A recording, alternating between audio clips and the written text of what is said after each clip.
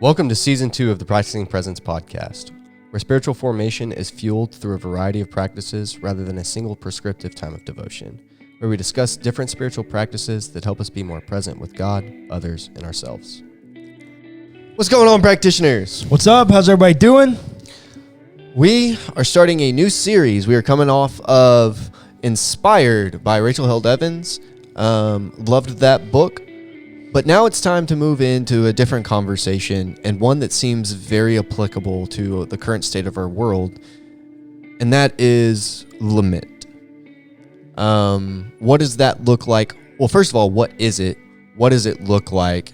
And how is that an effective practice for us as Christians?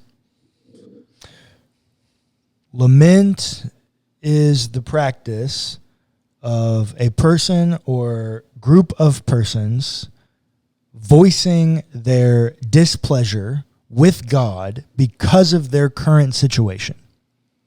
It is a prayer practice that screams connection via the experiences of suffering that an individual has had. Mm-hmm. Is this appropriate? Absolutely. Is there biblical precedent for this? Absolutely. Can you tell me Book where? of Lamentations. Yeah. There's an entire book called Lamentations. It is laments. Do you know who is lamenting? The people of Israel. The people of Israel. The nation of Israel is lamenting. I do think it's written by one author, but there's pretty decent evidence that it's Jeremiah. But anyways, it is someone speaking on behalf of the entire nation of Israel, lamenting their displeasure with God because they are in captivity in Babylon. Yeah. They are in the exile period. Yeah.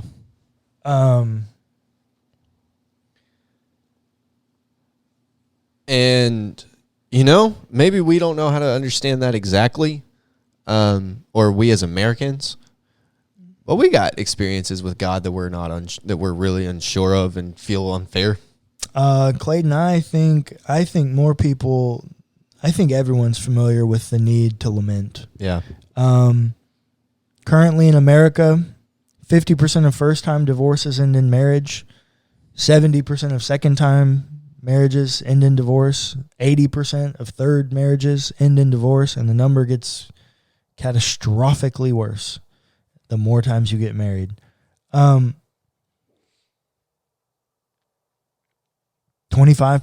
of people in America will be dealing with some kind of mental illness,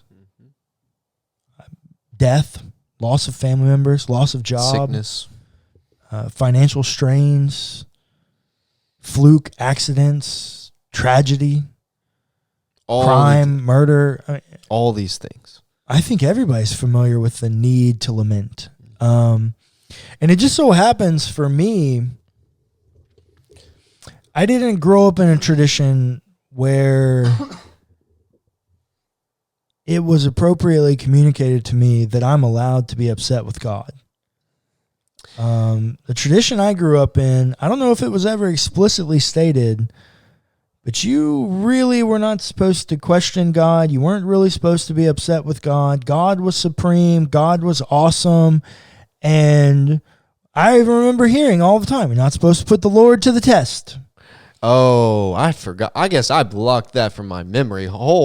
That tells me that it's not okay to challenge God. Yeah. It's not okay to lament. Even though we're supposed to take all things to God in prayer, we would say that, but our current, the way in which we carried ourselves and conducted our religious business told me that it's not okay to lament.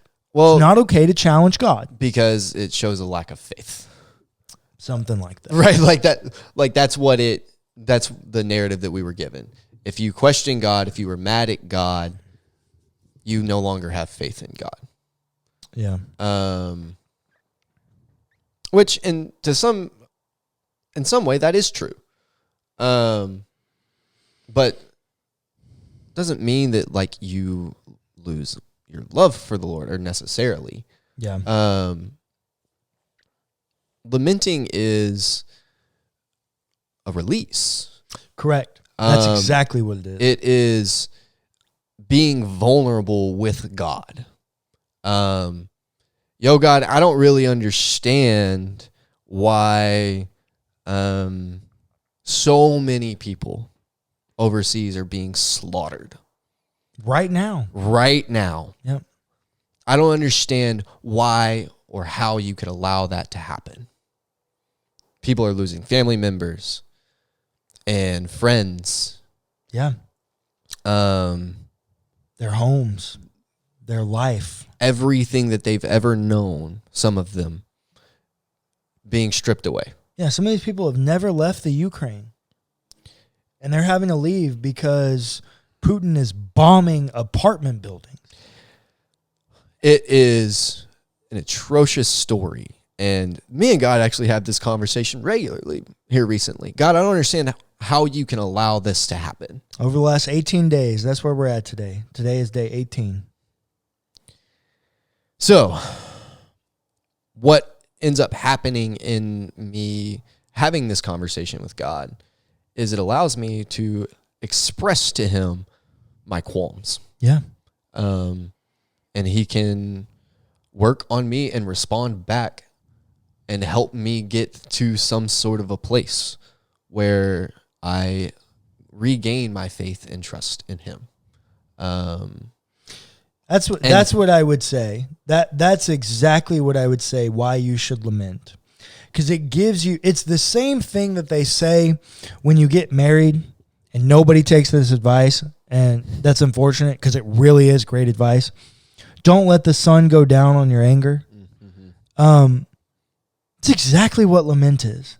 It's my opportunity to go, God, this is effed up, bro. And I really need to let you know how I feel about this. Mm-hmm.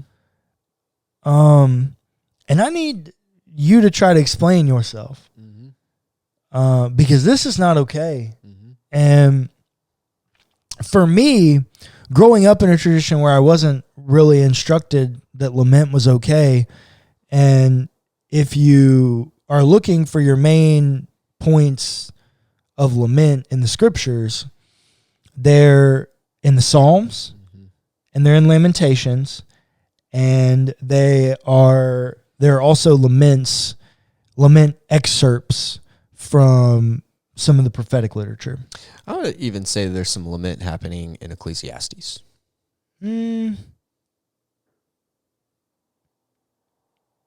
There may be lament-like things, yeah. But Ecclesiastes does not take the literature form. No, it lament. Doesn't. But it is presenting the same sort of message. That one is more. Yeah, that one is definitely more wisdom literature. But I'm not trying to categorize it as something else. But there's also a ton of lament in Job. Mm-hmm.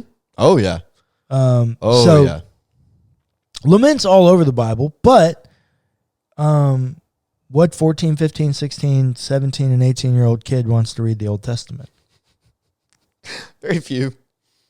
I mean, I'm a nerd, and I wanted to be a preacher, and I even struggled reading it. It's hard. It's not the easiest piece of literature to read and really grasp what's going on and happening and how to put the picture together and piece it all together. And honestly, I'm on my third degree, second graduate degree in this stuff, and I feel like I'm just now putting the picture together in some kind of meaningful way that I can still keep it all intact. Yeah. Because of that, I didn't know it was okay to lament. Mm-hmm. And then I separated from my wife of 7 years because she had an affair and left me for someone else and told me she didn't want to be a Christian anymore.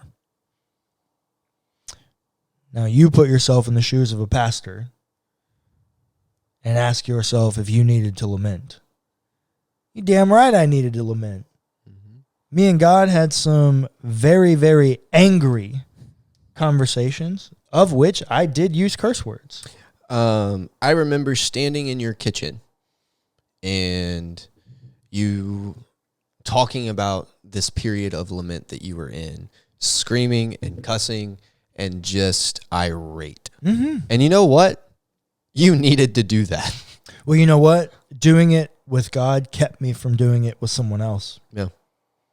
The other thing is... Oh, hold on. We used to say this all the time. We've kind of quit saying it. But if God is not big enough to handle your problems... Yeah, your God is whack. Your God is whack. Yeah, it's true. He is big enough to take your screaming. Yeah. And to take your curse words. He is big enough to take that. And guess what? There is grace and love for you still. Yeah. I think, here's the way I liken it. Okay. And I do this all the time. What's the main metaphor in the New Testament that we're given for God? One of grace and love and healing. Well, that's more attributes, but the metaphor is father, parental figure. Yeah. I'm a parent. You're not a parent yet. No. Well, you're not a parent. I'm not going to presuppose on you that you're definitely must become a parent. I think that's... Thank you for not presupposing that. I do think we have that problem in society that we are presupposing upon people that they must get married and have children. So I'm not going to do that. But you're not a parent. I am a parent. Yes. I constantly find myself going, whenever I have a question about the way in which God would respond, I think about the way in which I would parent. And I think I'm a good parent. I don't think I'm perfect. But I think I'm a very good parent. And I look at the things that I would do if I were God, or if I'm a parent for my own children. And I know that God's going to at least do that. Yeah. If not more. And so what I do with that is I think about that being one of your most intimate relationships, because that is your most intimate relationship until you get old enough to create that kind of relationship with a best friend or sibling.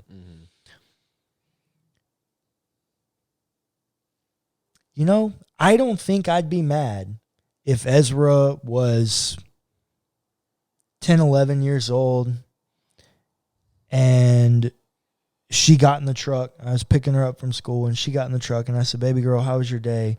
And she goes, "The worst day of my life. I hated it. I just want to go home because I'm so damn angry." I don't think I'd be mad in that moment. You know what I think I would feel? Hurt? No. I think I would feel somehow sorrow. Sure. That she had a bad day. But right. Me, as a parent, as a person in relationship with this little girl, I would feel overjoyed that she felt that she could be that vulnerable with me. Yeah. Do you not think that God, our parent, doesn't want the same thing from us? Yeah. A life of faith that says, "God, I want to be the most open and vulnerable with you that I can be." That's right. And a lot of this stuff doesn't make sense. And I'm believing without ever having seen you, which you told Thomas mattered. No. I think it's healthy. I think it's helpful. I think lament saved my life. Yes. Yeah, I really think lament saved my life. And I've been in a season of it for about 10 months. We talk about the idea of venting and just getting things off your chest. That's where I was going next. Go ahead. That is why, counseling and therapy is so good. It allows you a chance to air your grievances. Well, and have somebody else speak into it, and help you through it. And that has proven to be very helpful for your mental health and then thus your physical health as well. Why shouldn't we be able to do that with God? Well, so here's my point and where I was going to go with that. Venting is a great contemporary word that communicates the exact same idea as lament. Mm-hmm. Only difference is most of the time we don't, quote unquote, vent to God. Right. But we absolutely lament to our friends and those in relationships closest to us. Sure. Clayton, when you vent to someone, do you vent to just anyone, or are you quite strategic? Oh, no, I'm very strategic. With who you vent to? Oh, yeah. Why? Because there's a level of trust there? There's a level of trust, and I feel like I can be vulnerable, and they're not going to judge me. So what you're telling me is that the people that you vent to are those closest relationships to you. Yeah. Why wouldn't we want that with God? Yeah. What I don't know why that wouldn't be something that we would desire with our Creator. Yeah. I don't know why. I don't know why we wouldn't want God to be that most vulnerable and intimate relationship with us. Mm-hmm. I don't. It's so strange to me that this book, this religion, all of it, there's so much of it that doesn't make sense. Mm-hmm. There's so much of it that I don't really know what to do with. And I think it's because people before me decided that we needed to have answers to all these questions, specifically questions that I don't think the Bible was ever trying to have. Yeah. Like, I don't think the Bible was ever trying to have some of these conversations that we're trying to make it have. And because we went through modernity and we had to have the damn right answer for everything, we took away lament. Yeah. Because lament asked questions we didn't have answers to. Mm-hmm. But here's the problem. When we had answers, we didn't need relationship. That's right. We had our to-do list. We had our check boxes. We didn't need relationship. You had dogma. You had doctrine. Yeah. And you had informational assent to knowing all the things so that you can give your quote-unquote apologetic to prove to someone why faith exists, rather than actually being to communicate why you have a relationship with a divine creator.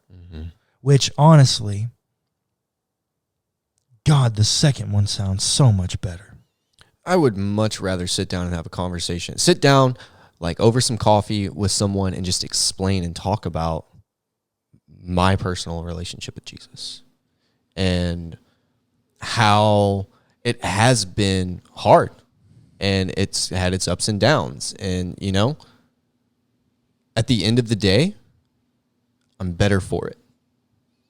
Rather than sitting them down in the chair and hitting them over the head with the Bible, slamming on the table, yelling and screaming and telling them that they're a piece of crap. And if they don't get their crap together, they're going to hell. Kicked out of the church. Yeah. I would much rather just sit down and have a conversation about my experience in the relationship that I have with the divine. And you know what? I want to be careful here because I really don't want to offend anyone. But my suspicion is you're a better Christian for it. Because here's the deal. When you have to have the right answer, you have to prove people, you have to convince people you're right. There's no room for people that think differently than you. And if there is, it's fringe category and you just don't associate with them. I had a conversation with a friend of mine, very conservative person. And it was very clear. We're having a conversation about the Bible and my faith and deconstruction and all of the things. And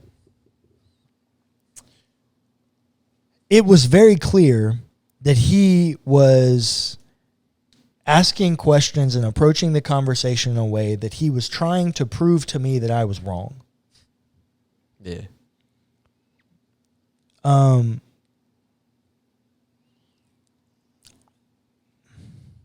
That seems to me to be the work of a modern construct.